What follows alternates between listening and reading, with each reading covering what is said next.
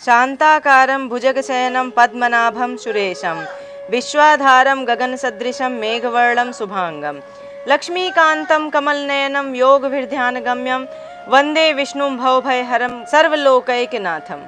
जय सिया राम। आपके अपने चैनल धार्मिक कथाएं में एक बार फिर से मैं आप सभी का हार्दिक स्वागत और अभिनंदन करती हूँ।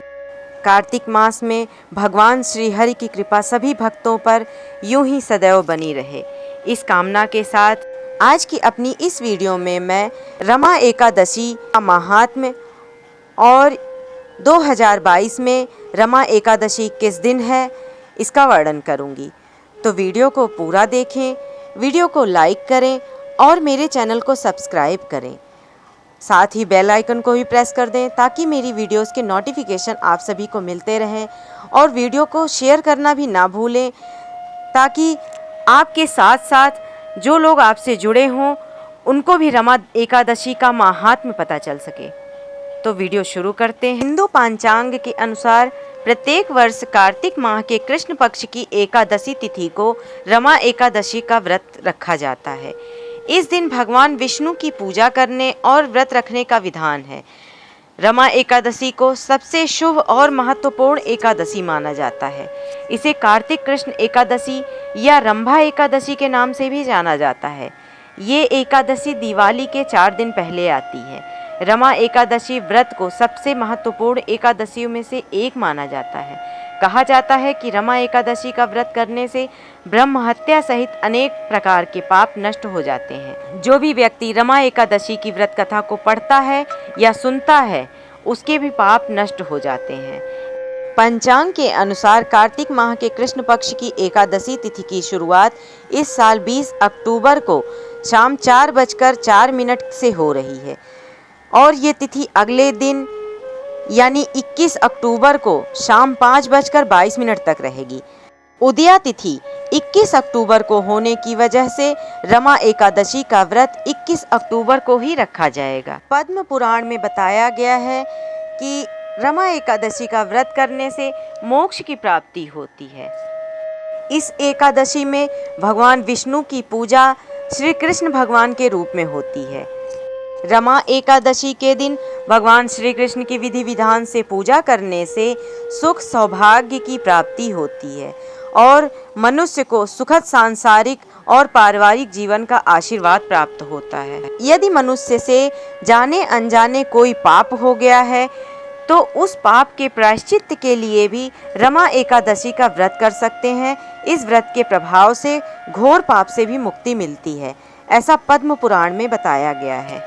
रमा एकादशी के महात्म्य का वर्णन भगवान श्री कृष्ण ने स्वयं युधिष्ठिर से किया है। युधिष्ठिर ने भगवान श्री कृष्ण से पूछा, हे जनार्दन, मुझ पर आपका स्नेह है, अतः कृपा करके बताइए कि कार्तिक के कृष्ण पक्ष में कौन सी एकादशी होती है। भगवान श्री कृष्ण बोले, राजन, कार्तिक के कृष्ण पक्ष में रमा नाम की विख्यात और परम कल्याणमयी एकादशी होती है। यह परम उत्तम है और बड़े बड़े पापों को हरने वाली है। पूर्व काल में मुचकुंद नाम के विख्यात एक राजा हो चुके हैं जो भगवान विष्णु के भक्त और सत्य प्रतिज्ञ थे। अपने राज्य पर निष्कंटक शासन करने वाले उन राजा के यहाँ नदियों में श्रेष्ठ चंद्रभागा कन्या के रूप में उत्पन्न हुई। राजा ने चंद्रसेन कुमार शोभन के साथ उसका विवाह कर दिया। एक बार शोभन दशमी के दिन अपने ससुर के घर आए और उसी दिन समूचे नगर में पूर्ववत ढिंडोरा पिटवाया गया कि एकादशी के दिन कोई भी भोजन न करे। इसे सुनकर शोभन ने अपनी प्यारी पत्नी चंद्रभागा से कहा, प्रिय, अब मुझे इस समय क्या करना चाहिए, इसकी शिक्षा दो। चंद्रभागा बोली, प्रभो, मेरे पिता के घर पर एकादशी के दिन मनुष्य तो क्या कोई पालतू पशु भोजन नहीं करता था। प्राणनाथ, यदि आप भोजन करेंगे तो आपकी बड़ी निंदा होगी। इस प्रकार मन में विचार करके अपने चित्त को दृढ़ कीजिए। शोभन ने कहा, प्रिय, तुम्हारा कहना सत्य है, मैं भी उपवास करूँगा। देव के जैसा विधान है वैसा ही होगा। भगवान श्री कृष्ण कहते हैं, इस प्रकार दृढ़ निश्चय करके शोभन ने व्रत के नियम का पालन किया, किंतु सूर्योदय होते होते उसका प्राणांत हो गया। राजा मुचकुंद ने शोभन को राजोचित दाह संस्कार कराया। चंद्रभागा भी पति का पारलौकिक कर्म करके पिता के ही घर रहने लगी। नृपश्रेष्ठ उधर शोभन इस व्रत के प्रभाव से मंदराचल के शिखर पर बसे हुए परम रमणीय देवपुर को प्राप्त हुए। वहां शोभन द्वितीय कुबेर की भांति शोभा पाने लगे। एक बार राजा मुचकुंद के नगरवासी विख्यात ब्राह्मण शोभ शर्मा तीर्थ यात्रा के प्रसंग में घूमते हुए मंदराचल पर्वत पर गए, जहां उन्हें शोभन दिखाई दिए। राजा के दामाद को पहचान कर वे उनके समीप गए। शोभन भी उस समय द्विज श्रेष्ठ शोभ शर्मा को आया हुआ देखकर शीघ्र ही आसन पर से उठ खड़े हुए और उन्हें प्रणाम किया। फिर क्रमशः अपने ससुर राजा मुचकुंद, प्रिय पत्नी चंद्रभागा और समस्त नगर का कुशल क्षेम पूछा। सोम शर्मा ने कहा, राजन, वहाँ सब कुछ कुशल है। आश्चर्य है, ऐसा सुंदर और विचित्र नगर तो कहीं किसी ने भी नहीं देखा होगा। बताओ तो सही, आपको इस नगर की प्राप्ति कैसे हुई?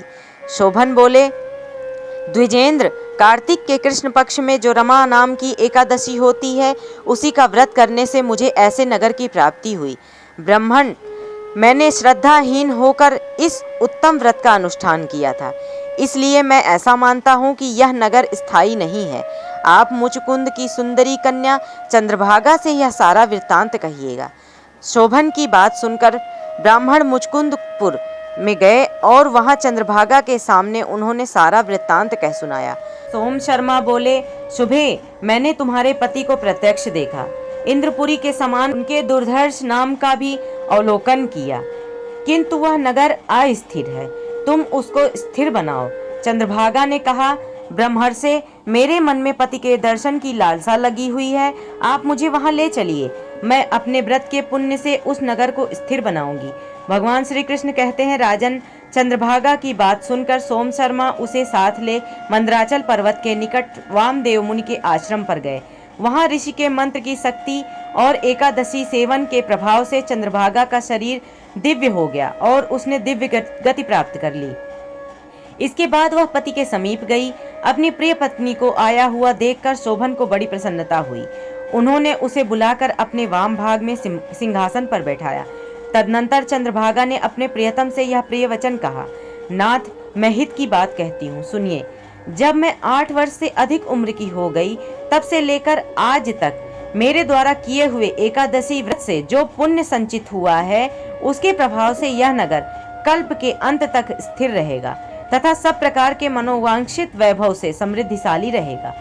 नृपश्रेष्ठ, इस प्रकार रमा व्रत के प्रभाव से चंद्रभागा दिव्य भोग, दिव्य रूप और दिव्य आभरणों से विभूषित हो अपने पति के साथ मंदराचल के शिखर पर विहार करती है। राजन, मैंने तुम्हारे समक्ष रमा नामक एकादशी का वर्णन किया है। यह चिंतामणि तथा कामधेनु के समान सब मनोरथों को पूर्ण करने वाली है। इस प्रकार रमा एकादशी का महत्व पुराणों में बताया गया है। इसके पालन से जीवन की दुर्बलता कम होती है और जीवन पाप मुक्त हो जाता है। आशा करती हूँ आप लोगों को मेरी यह वीडियो अवश्य ही पसंद आई होगी। वीडियो पसंद आई हो तो कृपया लाइक कर दें और कमेंट बॉक्स में भगवान विष्णु, भगवान श्री हरि और भगवान कृष्ण का नाम अवश्य लें। धन्यवाद।